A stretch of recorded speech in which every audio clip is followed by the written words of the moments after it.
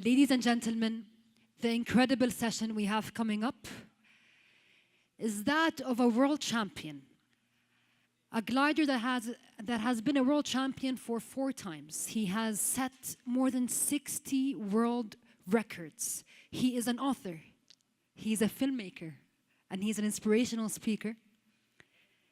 Captain Klaus Ohlmann. The biggest round of applause, please.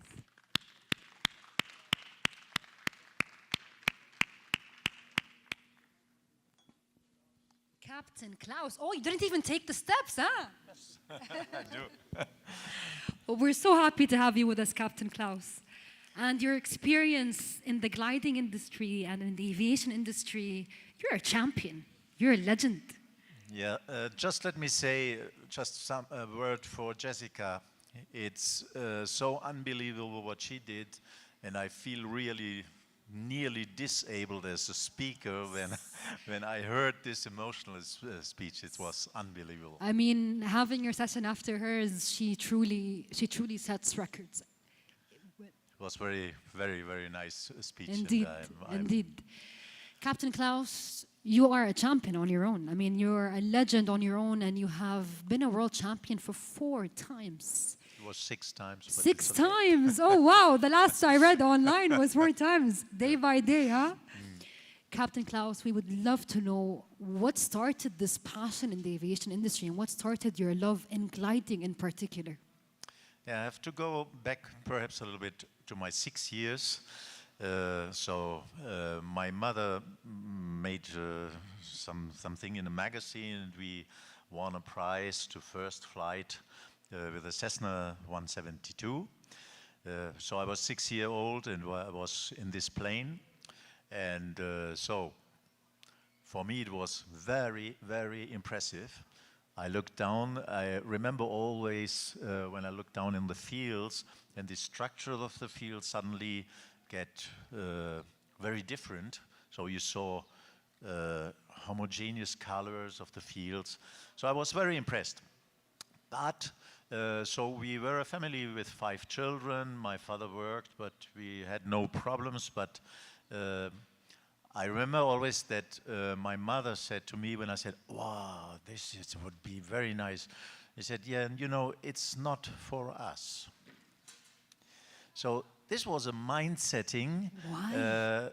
Yeah, because this is for lawyers, for dentists, for rich people. It's not for us. So mothers don't lie, but they don't know always the truth in life. Yes. So 4 years later, I made my first flight in a glider. So just we were on an airfield to show around, or what perhaps a lot of people are looking around on this very nice event. And so I achieved, I would like to fly with this thing in a winch launch. And so it was very impressive for me the first time in a glider. And so this poor pilot, it was on a high airfield, and there was a valley down. I nearly made him land in the valley because I said, "Can we fly just a little bit more?" You couldn't get enough, huh? Yeah, but still, it was the same. We had an airfield just near our house, but it was not for us. And I needed really some time to understand that whatever you will do in life, you can achieve it. It depends on you. It depends not on money. It depends on your passion that you want to do it. I would like to say something for Sultan because we had a very special event when we met us. Sultan came in my life in a professional context. He wanted to fly with a glider, and I could organize with the Nimbus 4 DM, where I made a lot of world record with this plane. He came to my airfield, and we looked around the glider, and so he came with a helicopter, and he said, "Yeah, you know, instead of going out and return, probably you can come with me to Megève. It's an altiport airport, and you can land there, spend the night in my nice chalet, and then the next day you go back. I said, I don't have a mountain qualification to land on this airfield. I felt bad. But he tried to get out the daredevil out of me. And so, you know, daredevils in aviation is not always very good. Yes. So, you know, this speech about the old and bold pilots, there are not a lot of old and bold pilots. A lot of bold pilots, a lot of old pilots, but not a lot of old and bold. So I had a bad feeling, but he arrived, he achieved to convince me to land there. He said, you know, it's nearly like London Heathrow. It's a very big runway, and so for a high airport, it's right. It's quite a big runway, but still I had not a good feeling. The reason was I had not the qualification to land there, so with a motor plane, it's a motor glider, I could not land with a motor, because with a motor you land and you have to have this authorization, the qualification. So finally he arrived to convince me. We fly around in this area. We flew around the Mont Blanc, very, very nice flight. And then I landed there. I prepared the landing. But you know, you have to know when you have the thing what you told me, it was like London Heathrow. So I made the runway like that. So for me, the runway was like that. It's like London Heathrow. I was worried about to go too far because yes. The landing is quite... So, and then we arrived there. And at the moment I had my speed, and I was always worried not to go too far, to hit the mountain at the end of the runway. That's not a good idea. But the problem was the airfield is like that. So, and I was too low, and I was just inclining it. But I realized at the moment that there was no way to get around. You had just to fly. You had to do it. And so that is one thing I learned in my life with these 30,000 hours of gliding that I have. Whatever happens, you made a mistake, you have to continue to fly up to the end. Whatever happens, you crash the plane, but you have to do it. So I arrived just to the left wing above a little forest, and there was a platform in front of the airfield, and arrived just to avoid a collision with the trees, and then we landed, but I could not redress the plane, and so we made a ground loop, and there was just the tail of the glider broke. Just that. And we had no nothing insurance, nothing. It was really a smooth landing for that. Just the wing was down and made a big ground loop. The gear was out, so nothing happened.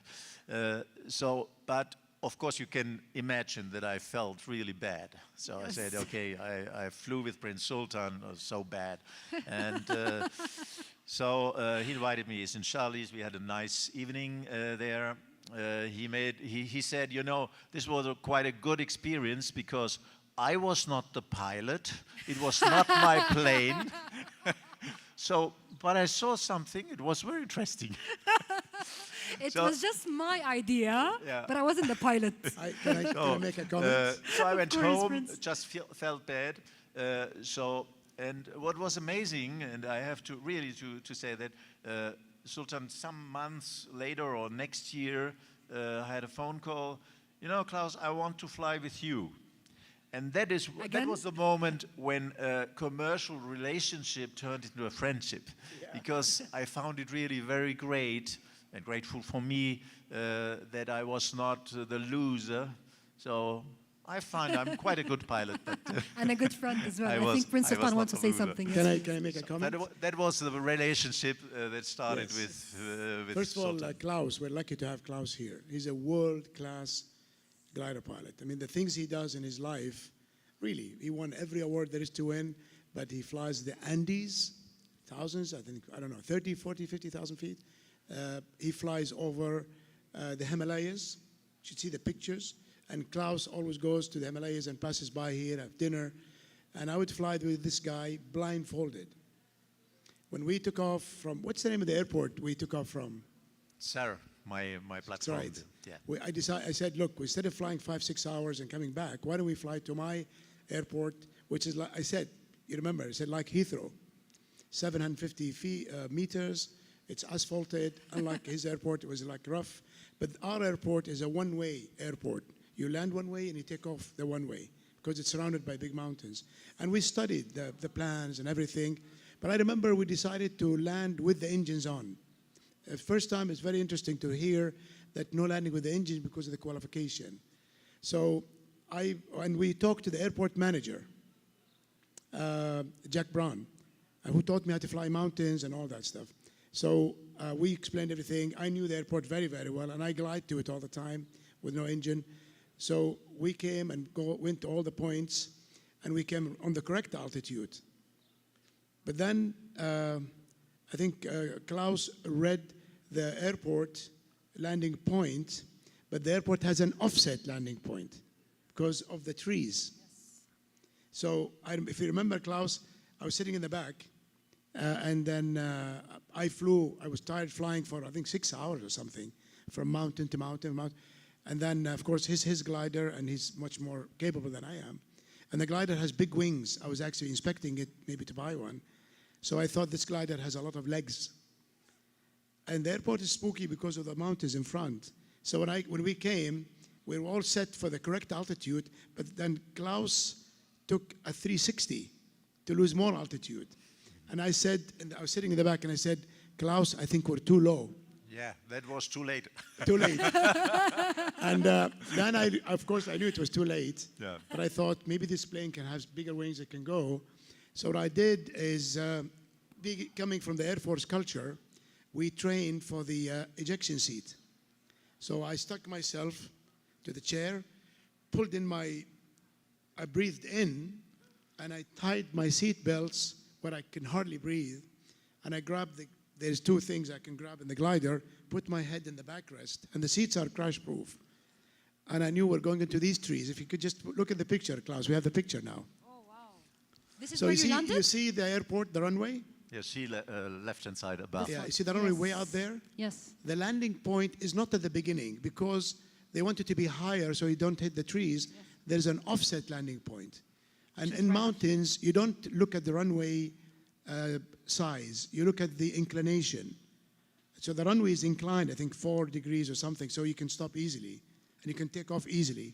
And this is considered to be the Heathrow of mountain runways. Oh my God. So we landed just in the spot. So the below. soft landing looks like that. By far too low. It was really. But when we came on the trees, I knew we were going to go to the trees, and I was worried about the river, 1,000-meter river. So I tied in myself, and I did a little prayer for both of us. And then I can see the trees hitting the wings. I have to say that Klaus, amazingly, was in absolute control, even while hitting the trees, because he put the nose down, not to stall. I remember that. Then yeah, before the was field, the only way to survive. Exactly. Pulled the airplane, it hit the tail, broke, and it started spinning, and I'm holding on, looking behind me to see how far the river is, because I don't want to go backwards. And then the thing stopped. I unbuckled quickly and came out, and Klaus came out, and we measured our heart rate. It was like 50 or 52. So the next day, we went to dinner. That's a plan to stay with me in my house. We went to dinner. We started to dissect this problem. We had a good time afterwards. The next day, I called Doucet, who was here, who spoke yesterday. Yes. And he brought the glider the day after, his glider. And of course, Klaus had a couple of people who came, his friends, picked up the glider and fixed it.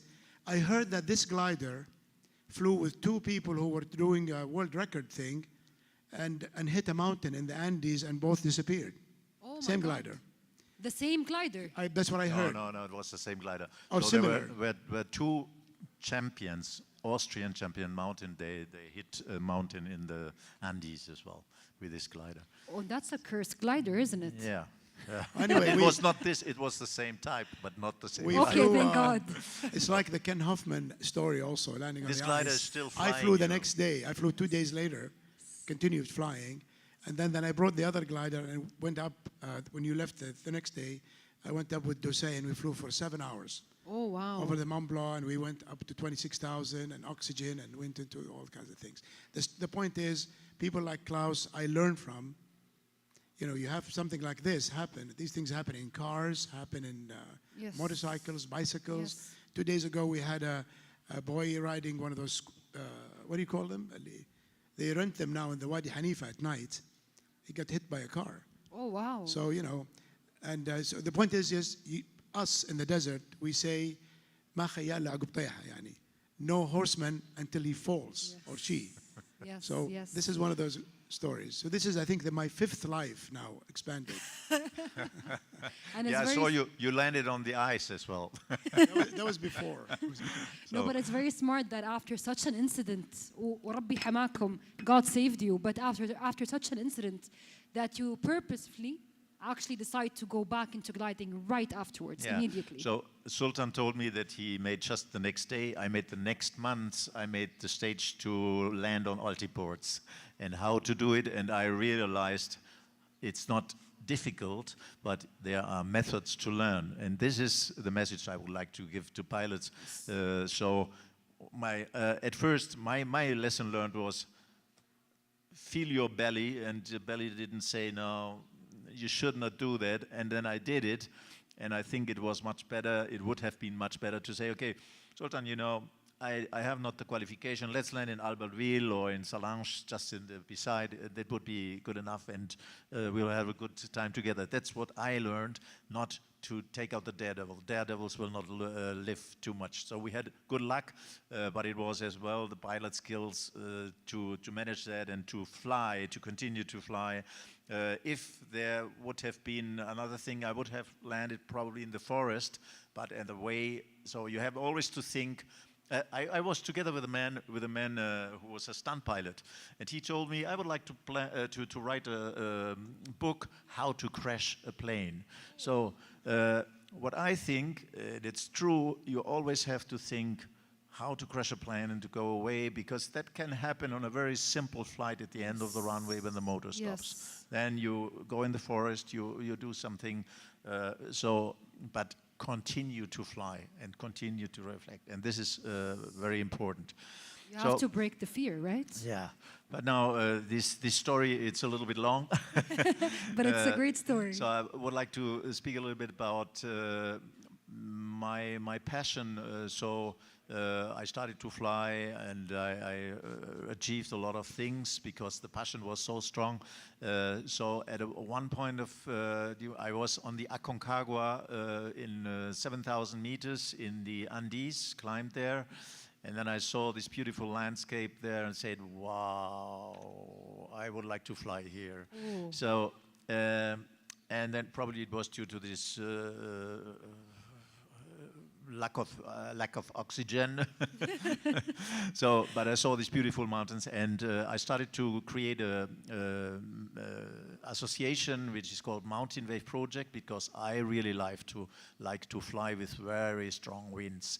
That is my passion. So thermals, the ridge soaring is quite nice, but flying in waves, these are over the mountains. The air mass is climbing on the exposed side, and then is descending, and there's a physical aspect that creates wave, and you can surf along these waves like a surfer on the seaside, and you can make distances, unbelievable distance with that. So you're flying between 2,000 and 10,000 meters.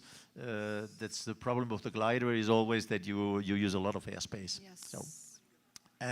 So I created this in a sense, a little bit scientific organization. The first thing was, how can I fly there? It's much more easier when I say I'm flying for science. So I started to fly in Argentina, and let's say 15 years later and 50 world records more, I said I would like to change a little bit now. The mountains, I know these mountains, they're beautiful. So where are other mountains? I say, okay, I flew on the longest change of the world in the Andes, and now I would fly in the highest mountains. So, and I used the same thing, the Mountain Wave Project, to create a scientific project. And so with all the things that we did in the Andes, so I had the German Aerospace, they were interested to make a mission with three-dimensional cameras for glacier exploring in the Himalayas. And that was really a very interesting project. So we had 2 planes. You see this plane, the Stemmer plane. Probably you can make the first of my presentation, the first picture of my presentation.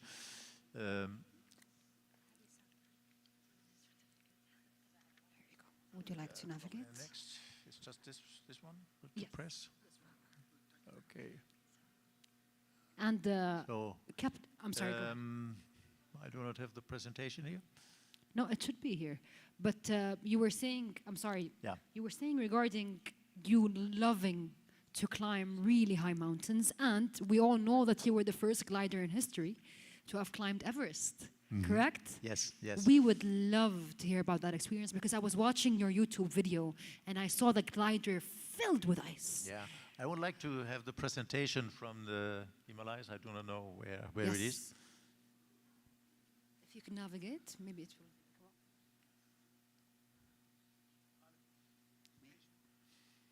Just try the back button. Yes. Is it this one?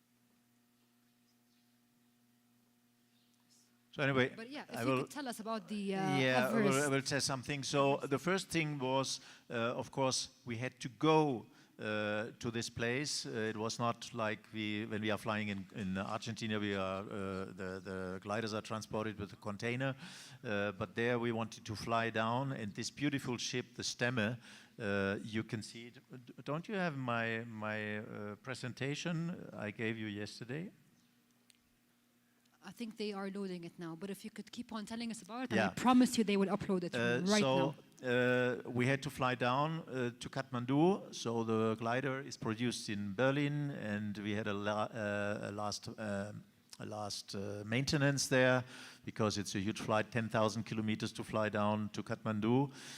It was essentially in motor propulsion. Because we had never the time to stop. You always, it's a run against the time because it's not night flight equipped. So we had to fly from Berlin to Graz. Then we flew to Split in Croatia.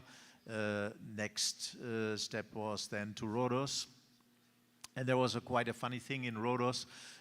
So I flew with an entrepreneur from Finland. I flew a lot in Argentina, and he said, "Wow, this Everest stuff, I would like to fly on the Everest." This Everest stuff. Yeah, and so he financed the mission because it's quite expensive due to handling fees I'm and so sure. on. We spent around about 20,000 euro just in fuel and engine, wow. and the fuel is not the main part. So we use around about 20 liters on this plane per hour.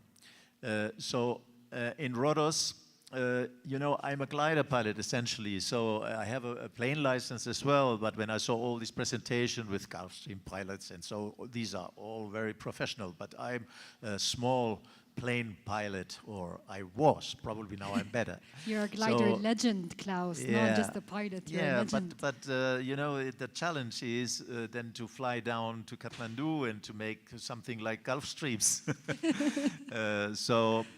In Rhodos, I was a little bit sponsored by Jeppesen, so I had all the Middle East maps, IFR stuff, but in Rhodos, just the GPS went away. And so I took out my compass before, so I had no compass, so I had to go from Rhodos to Cyprus, and no GPS. What did The you do? Turkish coastline, so the controller said we go via Alpha. Where is Alpha? So I Oh could my not God. even a bearing. So, and we flew then to Cyprus, so I could manage it. I had by good luck so Paul said about these maps, Yes. and I had the Jeppesen maps in paper as well, so I could in the moving map from the glider system I could integrate some points to find Cyprus in the middle of the Mediterranean Sea.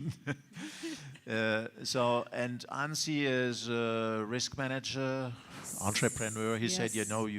we should buy a compass. And so, but Did you we didn't. change your mind afterwards? Yeah. And did you find the presentation? There are some nice photos of that. I can give you once again if you want. I promise you they should upload it now because they should have it. But we're enjoying your stories. I know that. We're enjoying your stories so much, and we can imagine the scenery just by you saying it. Yeah. Did you change your mind about the compass afterwards? Yes. So we had a look for a compass in Cyprus, but there was no aviation shop. But we found a diver compass, and so we said it's probably a good idea to have a waterproof compass because we had to cross from Cyprus to Aqaba, and there's a lot of seaside. And when you are landing in the water with a monomotor, then probably you have a waterproof compass to see in which direction to swim. So as Ansi financed it, so he had the compass on his arm, so I had to follow him in case You had to follow his arm. So we went to Aqaba then, beautiful stuff, and then from Aqaba we went to Hail. I was once again amazed with the friendship of Sultan. He organized everything. We could land on a normal airfield, not international. The only thing they had a little bit problem with the custom because they were not familiarized to do with cruise. And then I landed in Riyadh. And as I had this experience, I said, Riyadh is a very big hub and an international airport, so I really have to be familiarized, have a situational awareness of all the procedures with 2 runways and probably 2 different. So I learned 3 hours all the IFR approaches. Of Riyadh, huh? Yeah. Oh, wow. So aviation is always you are growing. That's really, I learned a lot. Then we went from Hail, we went to Abu Dhabi. By the way, there were 3 brothers, the Al Daheri brothers, amazing reception as well. So Arabic hospitality, there's really something very, very interesting. And did you try Arabic coffee? I think. Yeah. Did you try the Arabic coffee along with the Arabic hospitality? Yes, of course, Yes. of course. So funny thing, when we went out of Riyadh, the controller said, so we went on airways, everything with radar, with transponder. The glider was very well equipped, or a motor glider. And then, so the controller asked, "Sir, are you a monomotor?" I said, "Yes, sir." I said, "Oh, good luck." Because we had to cross the seaside, so we went to Abu Dhabi, went to Oman, and then we had 900 kilometers of water to Karachi was the next step. And it was really the worst place where you could have this red light, low fuel pressure. We were flying in 6,000 meters, so that's amazing that this plane can fly even up to 9,200 meters. That's incredible. So, in the middle between it, 450 kilometers, we had this red light. So, and I managed, we have 4 electric pumps. I really checked everything, and finally it went away, the red light. But in a normal plane, let's say a Cessna or something like that, I would have been really in a bad situation. But the glider has a gliding ratio of nearly 50 kilometers with 1,000 meters. So we were always in the range of an airport. Yes, and that's the beauty of it, right? Yes. And I read that in 1998 you founded a research group called Mountain Wave Project, correct? Yes, yes. And the core goal of that research group was to show the combination of science and adventure. Yes. So if you could tell us about that a bit more. So the initial idea was to learn a little bit more about wave flights because so you have some theories out of the 30s and there were a lot of research. They have been made, most of them with motorplanes, and so I wanted to learn more about that. You know, you have these beautiful lifts which are lifting up in a laminar flow, so really no turbulence in the higher altitude. You can go up. The world record now is with a pressurized glider is 23,000 meters. It's higher than the most business jet can fly. Oh, wow. And they have the goal to reach eventually 27,000 meters. In That gliders? would be higher than any plane has flown, aerodynamic wow. planes. That I think the is Blackbird, he's something like 25,000 meters. Did you find the video? If we can know what's happening with the presentation, please. But again, Captain Klaus, we don't want to stop hearing your stories until they upload it. Can take it. So please, it's just a Riyadh presentation. Because I have beautiful videos, would be I am pity sure not you to do. show them. I am sure you do. And Captain, you have more than 30,000 hours, right? Yes, yes. Can we hear about, I mean, I know all aviators, they love risk and they hate risk at the same time. But we would love to hear about one of your most challenging flights that you can remember on spot right now and what you learned about it. Yeah, that was for me, it was a flight, a record flight in 2,000 kilometers. In 2003 I made it. So the story behind is that there was a man, he passed away with 102 years just 3 years ago, Professor Joachim Küttner, which was the father of the wave. I say it always. He was a meteorological guy, a wonderful personality. He made the first, his thesis was about waves, and he explained how it works, waves in the Riesengebirge in Polonia now.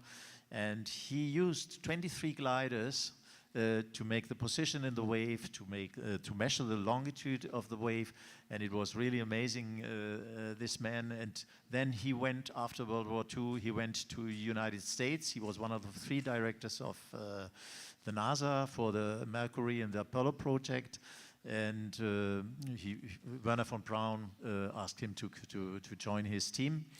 And so in 1952, he had a big wave project in the Sierra Nevada wave project, and he flew. It's still a German record. He flew up to 13,800 meters in a glider in the jet stream, and they measured turbulences because they had a lot of issues with mountain waves.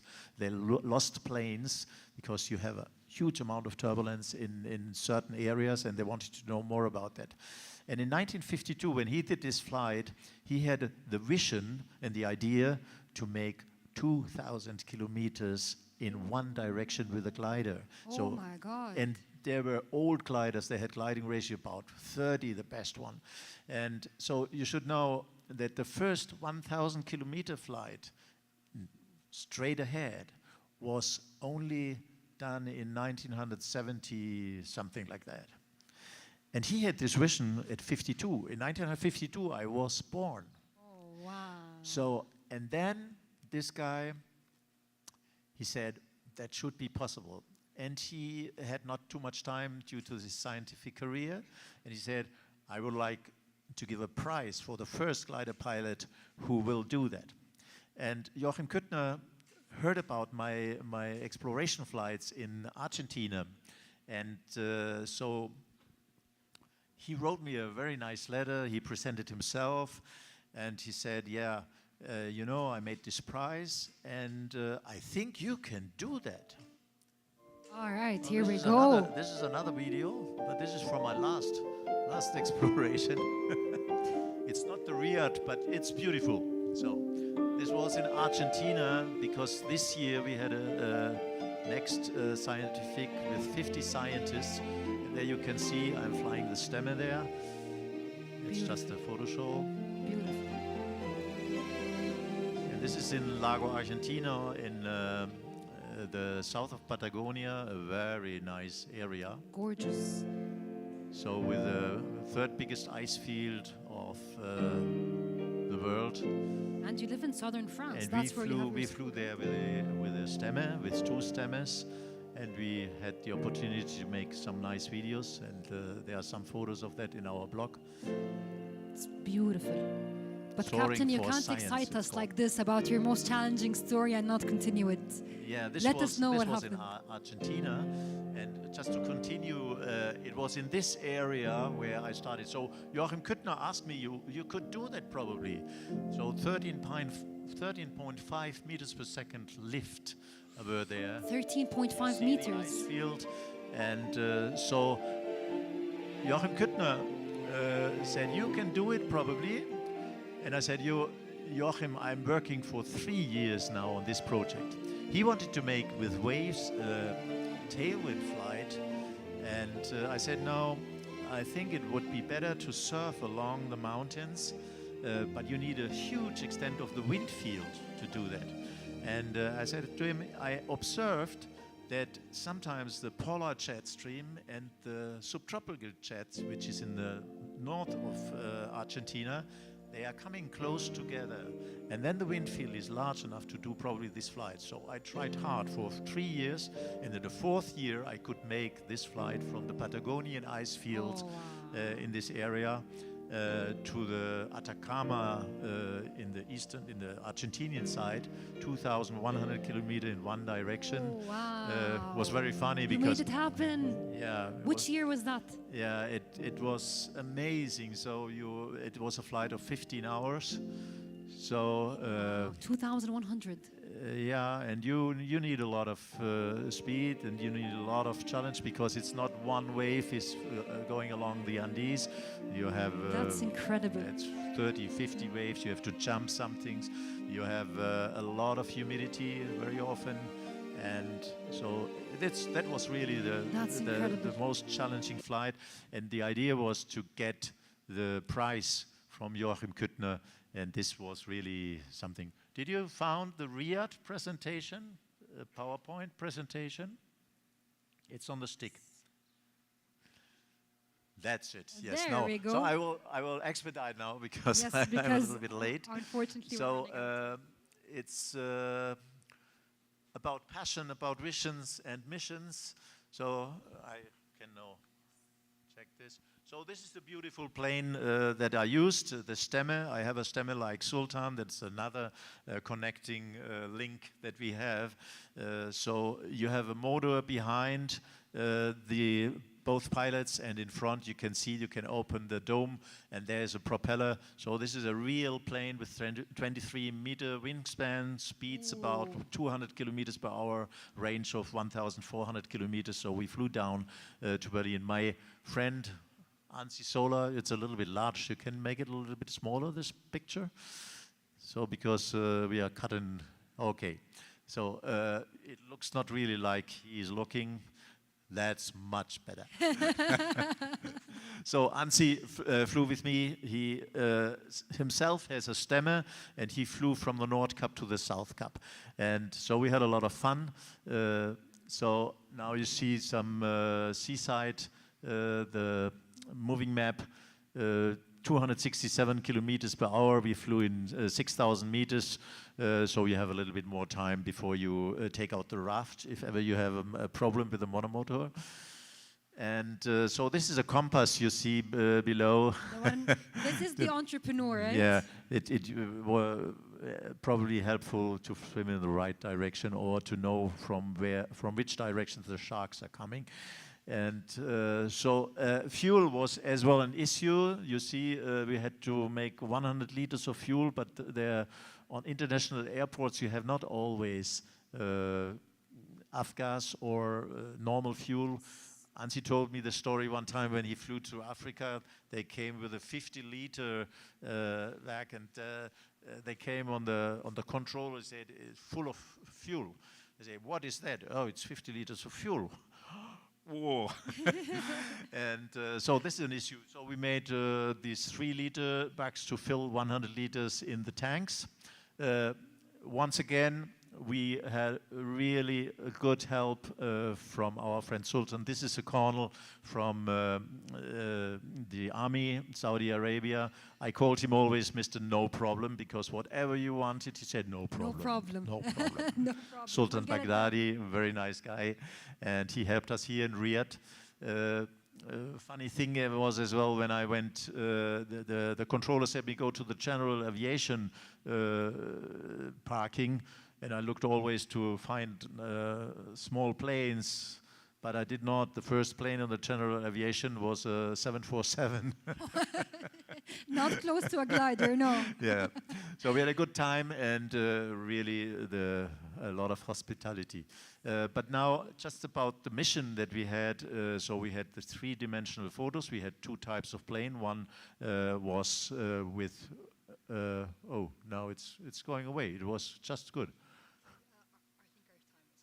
Our time is out. Just look at this last video. You have some music with that? Oh, that's a beautiful looking glider. So this is these are the pods that we had below the wings.